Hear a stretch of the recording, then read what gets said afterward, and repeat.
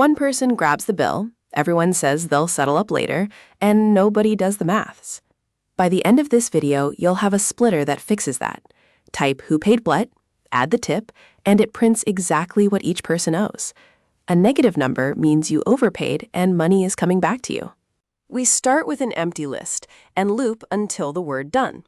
Each turn takes one person and the amount they already put in.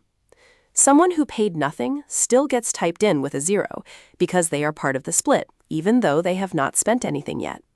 Our split with a limit of 1 cuts from the right, so a two-word name like Ravi Kumar 300 still lands correctly. Wrapping it in try except means a typo prints a hint instead of crashing the program and losing everything typed so far. The or 0 is the trick here. Pressing enter with no tip gives an empty string, and empty string or 0 becomes 0, so the program does not crash on the most common input of all. Multiplying by 1 plus tip over 100 adds the percentage in a single step.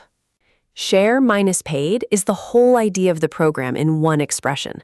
Someone who paid more than their share gets a negative number, which reads as money owed back to them. F-string alignment lines the columns up so it looks like a real receipt instead of scattered text. And there it is, a real working project you built from scratch.